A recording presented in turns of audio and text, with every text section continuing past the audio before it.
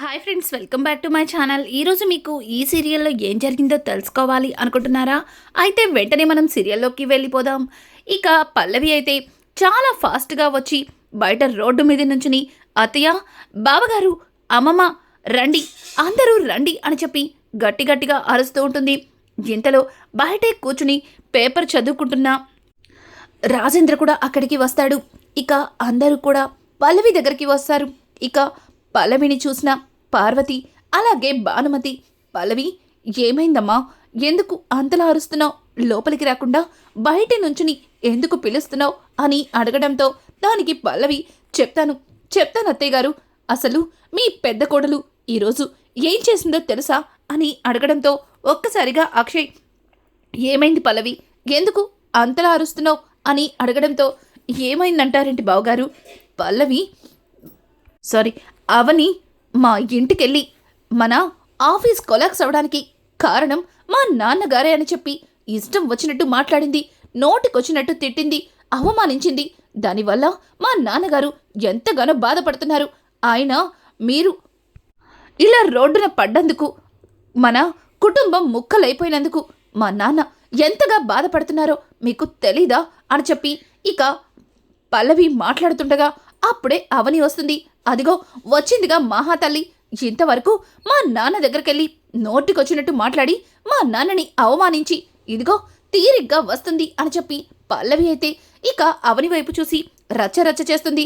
ఒక్కసారిగా అవని, ఏయ్ పల్లవి, ఏంటిలా రోడ్డు మీద నుంచొని నీకిష్టం వచ్చినట్టు వాగుతున్నావు అని అంటుంటే, చాలక్క చాలు, మన కుటుంబం కోసం, మన కోసం ఎంతో ఎంతో ప్రేమగా ఆలోచించి మా నాన్నగారిని నువ్వు ఈరోజు చాలా ఘోరాతి ఘోరంగా అవమానించావు.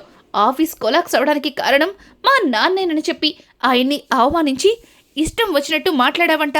ఆయన నీ వల్ల చాలా బాధపడుతున్నారు అని అనడంతో ఇక పార్వతి, అసలు నువ్వు ఆ ఇంటికి ఎందుకెళ్ళావు, ఆయన ఇంటల్లుడు తప్పు చేయడమేంటి, అసలు నీకు బుద్ధుందా అని చెప్పి పార్వతి అయితే ఇక అవనిని నిలదీస్తుంటే రాజేంద్ర పార్వతి అని గట్టిగా అరవడంతో, ఏవండి ఏంటండి ఇదిన్ని చేసినా సరే మీరింకా దీన్నే వెనకేసుకొస్తున్నారా? చక్రధరు ఎవరో కాదు, స్వయాన మీ చెల్లెలి భర్త. మీ చెల్లెలి భర్తని ఇలా నానాపోని మాటలు మాట్లాడి అవమానిస్తే రేపటి రోజున మీ చెల్లెలు ఎంతలా బాధపడుతుందో మీరు ఆలోచించరా అని అంటూ ఉంటే ఆ మాటలకి రాజేంద్ర, ఏంటి ఉన్న పలంగా మా చెల్లి. ఇక పార్వతి అయితే రాజేంద్రతో అంటూ ఉంటే, రాజేంద్ర నాకు అవని చేసింది తప్పేమీ అనిపించట్లేదే, మరి మీకెందుకు అవని చేసింది తప్పులా కనిపిస్తుంది అని అంటుంటే అక్షయ్, నాన్న ఏంటి నాన్న అలా మాట్లాడతారు, తను మావయ్య వాళ్ళ ఇంటికెళ్ళి మావయ్యని అనుమానించిందంట, అలాగే ఇష్టం వచ్చినట్టు మాట్లాడి అవమానించిందంట, దానివల్ల మావయ్య ఎంత బాధపడతాడో నీకు తెలీదా, అలాగే అత్తయ్య కూడా మావయ్యని అట్లా మాట్లాడినందుకు ఎంతలా బాధపడుతుందో మీరు అర్థం చేసుకోలేరా? అయినా మీ కోడలు ఏం చేసినా సరే అది కరెక్ట్ అని ఎట్లా మాట్లాడగలుగుతున్నారు అని అంటూ ఉంటే, ఎందుకంటే నా కోడలు ఎన్నటికీ తప్పు చేయదు, అలాగే ఎవ్వరి మనసుని బాధ పెట్టదు, అనవసరంగా నా కోడలి మీద లేనిపోని అభాండాలు వేసి తనని బాధ పెట్టకండి అని చెప్పి ఇక రాజేంద్ర అయితే అక్షయ్తో చెబుతూ ఉంటే పక్కన ఉన్న పల్లవి, మావయ్య గారు అసలు ఏంటి మీరు ఇట్లా మాట్లాడుతున్నారు, అయినా ఆస్తిని నష్టపోయింది మనం, బావగారు చేసిన పొరపాటు వల్ల ఆస్తిని కోల్పోయాం, కానీ అది మా నాన్న వల్లే జరిగిందని, మా నాన్న ఒక మోసగాడని, మా నాన్నే ఇదంతా చేశాడని ఈ అవని ఇష్టం వచ్చినట్టు మాట్లాడింది, పైగా మన కుటుంబం ముక్కలైపోవడానికి కారణం కూడా నాన్నేనని ఏదేదో మాట్లాడిందట అని చెప్పి ఇక పల్లవి మాట్లాడుతూ ఉంటే, ఏమో మీ నాన్నే తప్పు చేశాడేమో, అందుకే నా కోడలు అట్లా మాట్లాడుండొచ్చు అని చెప్పి ఇక రాజేంద్ర అంటుంటే, అదేంటి మావయ్య గారు అట్లా మాట్లాడుతున్నారు, మా నాన్నగారు తప్పు చేయడమేంటి అని అంటూ ఉంటే, అవును మీ నాన్న తప్పే చేశాడు అని చెప్పి ఇక అవని అనడంతో ఒక్కసారిగా పల్లవి షాక్ అయిపోతుంది. అలాగే పక్కన ఉన్నవాళ్ళు కూడా ఆశ్చర్యపోతారు. ఇక భానుమతి అయితే, ఏయ్ నువ్వు ఏ తప్పు చేయలేదని నిరూపించుకోవడం చేత కాదు గాని ఇప్పుడు నా అల్లుణ్ణి అంటున్నావా? రే రాజేంద్ర, ఏంట్రా ఇదంతా అని చెప్పి ఇక భానుమతి అయితే రాజేంద్ర ప్రసాద్తో అంటుంటే, అమ్మా అవని మాట్లాడితే అన్ని నిజాలు బయటకొస్తాయి. అవని ఏం జరిగింది? అసలు నువ్వు చక్రధర్ దగ్గరికి ఎందుకెళ్ళావు? అసలు ఎందుకు చక్రధర్తో అలా మాట్లాడవలసి వచ్చింది చెప్పమ్మా అని అడగడంతో, అది అది మావయ్య గారు అని అంటుంటే పక్క నుంచి పల్లవి, ఇంకెందుకు మొదటి నుంచి కూడా ఈ అవనికి నేనన్నా మా నాన్నగారన్నా అస్సలు ఇష్టముండదు. అందుకే మా నాన్నగారింటికెళ్ళి నాన్న గొడవ చేసింది అని అంటుంటే, ఏయ్ ఇంకొక్క మాట మాట్లాడావంటే పళ్ళు రాలగొడతాను. చూడు, మీ నాన్న తప్పు చేశాడు కాబట్టే మీ నాన్నని నిలదీశాను. ఒకవేళ ఆ తప్పు నిజమని తెలిసిన మరుక్షణం నిన్ను మీ నాన్నని వదిలిపెట్టేదే లేదు అని అంటుంటే ఒక్కసారిగా పల్లవి, ఏంటి మా నాన్న తప్పు చేశాడా? మా నాన్న తప్పు చేసినట్టు నీ దగ్గర సాక్ష్యం ఉందా?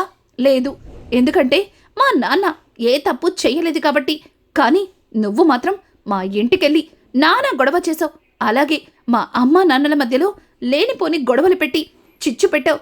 దానివల్ల ఇద్దరి మధ్యలో మనస్పర్ధలు ఏర్పడుతున్నాయి. చూడు, నువ్వు ఏమన్నా కోపం ఉంటే నా మీద చూపించు. ఇలా మా పుట్టింటికి వెళ్ళి మన ఇంటి పరువు తీయకు అని చెప్పి పల్లవి మాట్లాడుతూ ఉంటే ఇక పార్వతి, ఛీ నీకెన్నిసార్లు చెప్పినా సిగ్గులేదా? చిన్నదయ్యుండి పల్లవి మన కోసం, మన కుటుంబ గౌరవం కోసం ఆలోచిస్తుంది. కానీ నువ్వన్నీ పక్కన పెట్టి అట్లా వాళ్ళింటికి వెళ్ళడం ఏమైనా బావుందా అని అంటుంటే, అయ్యో అత్తయ్య, మీకు నిజం తెలియక ఇట్లా మాట్లాడుతున్నారు. అసలు ఏం జరిగిందంటే అని అంటుంటే పక్క నుంచి అక్షయ్, ఏం జరుగుతుంది? ఏమీ జరగదు. ఒక విధంగా చెప్పాలంటే కంపెనీ కొలాప్స్ అవడానికి కారణం నువ్వే. ఆస్తులు పోయి ఇలా వీధిన పడ్డానికి కూడా కారణం నువ్వే అని అంటుంటే, ఏం మాట్లాడుతున్నారండి మీరు? మీరు రోడ్డున పడ్డానికి కారణం నేనా అని అంటుంటే, అవును నువ్వే, నోటికి ముమ్మాట్లు నువ్వే. ఎందుకంటే ఆస్తిలో సగభాగాన్ని నీ పేరుకి మార్చుకున్నావు. అలాగే నీ వల్ల ఏం ఆలోచిస్తున్నానో తెలియక ఆవేశంలో ఆ ఫైల్ మీద సంతకం పెట్టి కంపెనీ కొలాప్స్ అయ్యేలా చేశావు. ఇదంతా నీ వల్ల కాదు, ఇంకా ఏమి ఎరగనట్టు మాట్లాడుతున్నావు అని అంటుంటే ఇక పల్లవి అయితే, బావగారు ఈ అవనికి ఇట్లా చెప్తే అర్థం కాదు.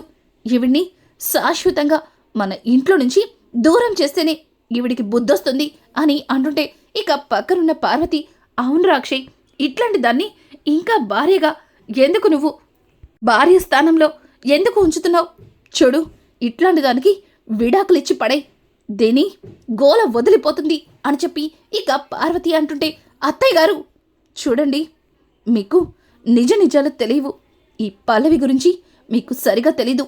చూడు, నువ్వు మంచి మాటలతో వీళ్ళందరినీ మార్చగలిగేవేమో, ఇంటిని ముక్కలు చేయగలిగేవేమో, కానీ ఇక నుంచి నువ్వు చేసే ప్రతి తప్పుని కూడా సాక్ష్యాలతో పట్టుకుంటాను అని అంటుంటే పల్లవి, ఏంటక్క అలా మాట్లాడుతున్నావు? మా నాన్నని అవమానించావు, మా నాన్నని బాధ పెట్టావు, ఇప్పుడేమో తప్పులన్నీ నేను చేశాను అంటున్నావు అని అంటుంటే, చాలు చాలు పల్లవి, ఇంతవరకు నువ్వు వాడిన నాటకాలు డ్రామాలు చాలు. చూడు, ఇల్లు ముక్కలవడానికి అలాగే కంపెనీ కొలాప్స్ అవడానికి కారణం మీ నాన్న వెనుకున్నది నువ్వేనని నాకు బాగా తెలుసు. ఈ కంపెనీ కొలాప్స్ అవ్వడానికి ఆ రోజు మన కంపెనీ షేర్లని వాళ్ళ కంపెనీకి ట్రాన్స్ఫర్ చేసుకున్న వాళ్లతో మీ నాన్నకి పనేముంది? ఒకవేళ మీ నాన్న ఏ తప్పు చేయకపోతే అట్లాంటి వాళ్ళతో మీ నాన్న ఎందుకు డీల్ కుదుర్చుకుంటాడు చెప్పు అని అంటుంటే ఒక్కసారిగా పల్లవికి దిమ్మ తిరిగిపోతుంది. అలాగే అక్షయ్, పార్వతి కూడా షాక్ అయిపోతారు. ఇక పల్లవి, ఏం మాట్లాడుతున్నావు? మాట్లాడేందుకు అట్లాంటి వాళ్ళతో డీల్ కుదుర్చుకుంటారు అని అంటుంటే, ఏంటి అంతలా తడబడుతున్నావు? ఎందుకు భయపడుతున్నావు? ఇంతవరకు గొంతు చించుకొని గట్టిగా అరిచావు కదా, మరి ఇప్పుడెందుకు భయంతో మాట్లాడుతున్నావు అని చెప్పి ఇక పక్కన ఉన్న చక్రధర్ అయితే పల్లవిని నిలదీస్తాడు. ఇక పల్లవి, అది మావి గారు, మీరు అనవసరంగా అపార్థం చేసుకుంటున్నారు. మన కంపెనీ కొలాప్స్ చేసిన వాళ్ళతో మా డాడ్ ఎందుకు డీల్ కుదుర్చుకుంటారు అని అంటుంటే, ఎందుకంటే మా కంపెనీని కొల్లగొట్టడం కోసం, అలాగే ఆయనే నెంబర్ 1 బిజినెస్ పర్సన్గా అందరి ముందు ప్రూవ్ చేసుకోవడం కోసం అని చెప్పి ఇక పక్క నుంచి మరొక వాయిస్ వినిపిస్తుంది. ఒక్కసారిగా అందరూ కూడా షాక్ అయ్యి వెనక్కి తిరిగి చూస్తారు. ఇంకా అక్కడ శ్రీకర్ అయితే ఉంటాడు. శ్రీకర్ని చూసిన పల్లవి వీడేంటి ఇప్పుడొచ్చాడు, అసలు వీడెందుకు వచ్చినట్టు అని అంటూ ఉంటే ఇక వెనక నుంచి కమల్ కూడా ఆ రోజు ఎవరైతే అక్షయ్ దగ్గర సంతకాలు పెట్టించుకున్నారో అతన్ని తీసుకుని ముందుకొస్తాడు. ఇక అవని అయితే కమల్ అని అంటుంటే, ఆ వదిన, ఏం జరుగుతుందో నాకు అంతా తెలుసు. మీరు నాకేం చెప్పకపోయినా ఏం జరుగుతుందో తెలుసుకోలేనంత అమాయకుడినైతే కాదు. వదిన, ఆ రోజు అన్నయ్యతో సంతకాలు పెట్టించుకున్న వీడి కోసం వీళ్ళింటికి వెళ్ళారు. కానీ వీళ్ళ నాన్న చాలా తెలివిగా వీడిని వెనక గుమ్మం నుంచి పంపించేశారు. మీకు తెలియని విషయం ఏంటంటే ఆ రోజు మీతో పాటు నేను కూడా మిమ్మల్ని ఫాలో చేశాను. వీడు తప్పించుకొని పారిపోతుంటే ఇదిగో వీడిని నేనే పట్టుకున్నాను. తరువాత శ్రీకర్ అన్నయ్యతో కలిసి ఇదిగో ఇక్కడికి వచ్చేసరికి నేను అనుకున్నట్టుగా ఈ పల్లవి ఇక్కడ పెంట పెడుతుంది. ఏయ్, ఇప్పుడు చెప్పవే, ఇప్పుడు మాట్లాడవే. ఇందాకటి వరకు గొంతు చించుకొని మా వదిన ఆ తప్పు చేసింది, ఈ తప్పు చేసింది, ఇట్లాంటిది అట్లాంటిది అని చెప్పి నోటికొచ్చినట్టు వాగావు కదా, ఇప్పుడు చెప్పు అని అంటుంటే ఇక పల్లవి తడబడుతూ ఏం చెప్పాలో అర్థం కాక అటు ఇటు దిక్కులు చూస్తూ భయంగా అది అది అని అంటూ ఉంటే ఇక అక్షయ్ చాలా ఆవేశంగా కమల్ తీసుకొచ్చిన వ్యక్తిని పట్టుకుని తంతూ ఉంటాడు. ఇక అవని అయితే, ఎవండి ఆగండి, ఇతన్ని కొడితే మనకి సొల్యూషన్ దొరకదు. అసలు ఇదంతా ఎవరు చేశారన్నది ఇతని నోటితోనే చెప్తేనే మనకి నిజ నిజాలు బయటపడతాయి అని చెప్పి ఇక అతన్ని పట్టుకుని, చెప్పరా, చెప్పు, ఇదంతా ఎవరు చేశారు, ఎవరు చెయ్యమంటే నువ్వు చేసావు, చెప్తావా లేదా అని చెప్పి అతన్ని పట్టుకుని నిలతీయడంతో అతను పల్లవి వైపు చూస్తాడు. ఇక పల్లవి చెప్పద్దు, చెప్పావంటే చంపేస్తాను అని చెప్పి సైగలు చేస్తూ ఉంటుంది. ఇక అవని, చెడు అడుగుతుంది మేము, పల్లవి కాదు, నువ్వు పల్లవి వైపు ఎందుకు చూస్తున్నావు అని అంటుంటే ఇక కమల్ అయితే, ఎందుకంటే నిజం చెప్తే అది చంపేస్తానని వీడిని బెదిరిస్తుంది కాబట్టి. ఏంటి చంపేస్తావా, వాణ్ణి చంపేస్తావా, ఏది చంపు చూద్దాం. చంపడం అంటే అంత ఈజీ కాదు, అది నాకు బాగా తెలుసు అని చెప్పి ఇక కమల్ అయితే తన పాకెట్లో నుంచి గన్నుని తీసి ఇక పల్లవికి ఎక్కువ పెడతాడు. ఒక్కసారిగా పల్లవి, బావా ఏం చేస్తున్నావు, నిజమేంటో తెలియకుండా ఇట్లా నాకు గన్ షాట్ పెట్టావేంటి అని అంటుంటే, చూడు, నువ్వు మర్యాదగా నోరు మూసుకుని ఉండకపోతే నిజంగానే ఈ గన్లో ఉన్న బుల్లెట్ నీ బ్రెయిన్లో దిగుతుంది. తర్వాత నువ్వు ఏమవుతావో నీకు బాగా తెలుసు. చూడు, నేనేంటో నా గురించి అందరికంటే ఎక్కువగా నీకే తెలుసు. నాకు కోపం వస్తే అది ఎవ్వరని కూడా చూడను. పైగా మా వదిన్ని తప్పు పట్టేలా చేసిన నిన్ను ఇప్పుడే ఇక్కడికిక్కడే చంపేయాలన్నంత ఆవేశంగా ఉంది. కానీ అన్నయ్యకిచ్చిన మాట కోసం, వదిన మీద వేసిన ఒట్టు కోసం నిన్నేం చేయకుండా వదిలేస్తున్నాను అని చెప్పి ఇక కమలైతే పల్లవి వైపు కోపంగా చూస్తాడు. ఇక అతనైతే, సార్ చెప్పొద్దు సార్, మీకు దండం పెడతాను, నన్నేం చెయ్యొద్దు, నిజం చెప్తాను అని చెప్పి ఇక అతనైతే వాళ్ళకి నిజం చెప్తూ ఉంటాడు.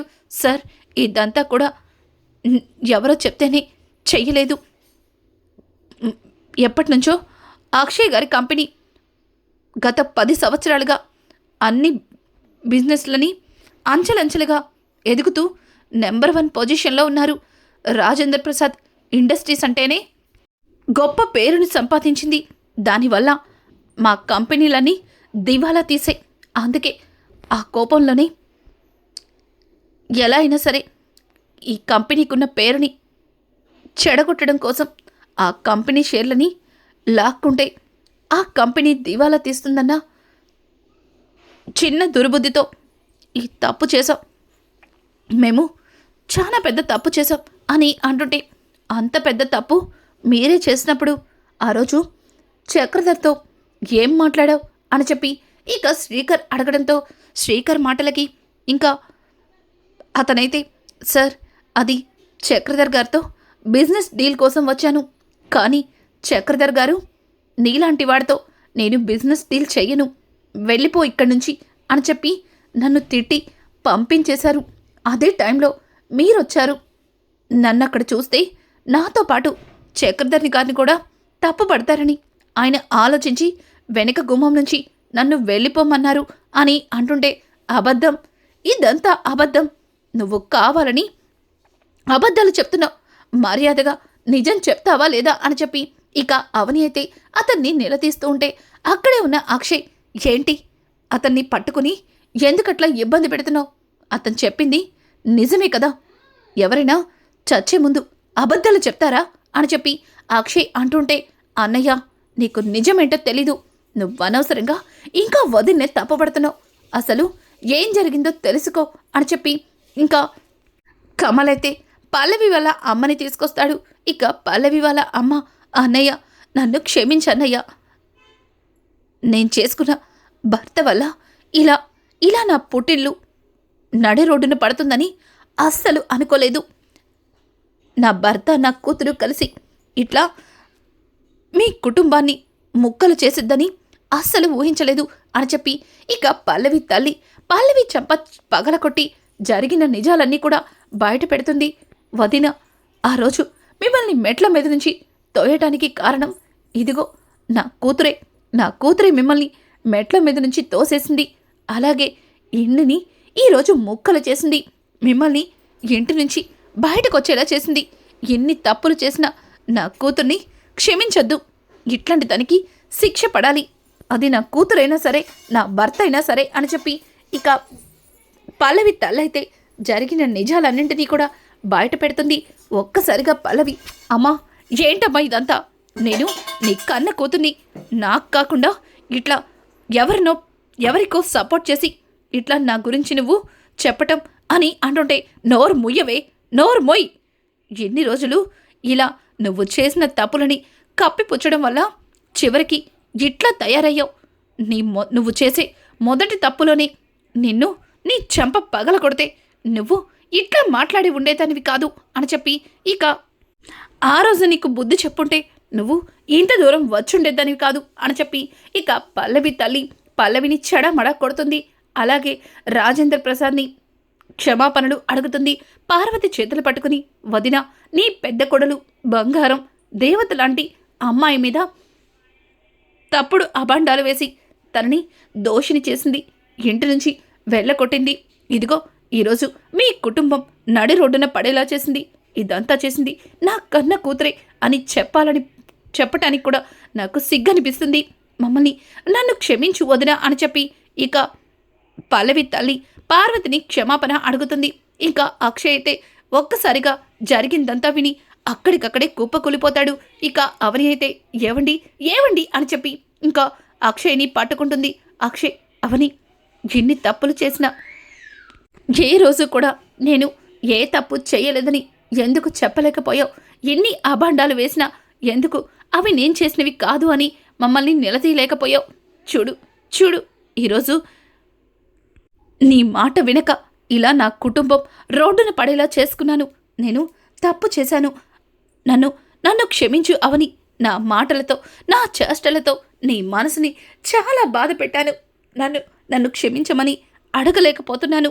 నాలాంటి వాడికి శిక్ష పడాలి అని చెప్పి అక్షయ్ తనకి తానే కొట్టుకుంటూ ఉంటాడు. ఇక అవని అయితే, ఆగండి, ఇదంతా మీరు కూడా కావాలని చేయలేదు కదా. నిజమేంటో తెలియకే మీరు ఇట్లాంటి పొరపాటు చేశారు. ఇక అన్ని నిజాలు తెలిసిపోయాయి.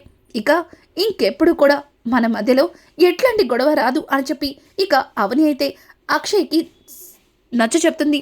ఇంతలో పార్వతి, అమ్మా అవని, నేను చాలా పెద్ద తప్పు చేశాను. అది క్షమించరాని తప్పే చేశాను.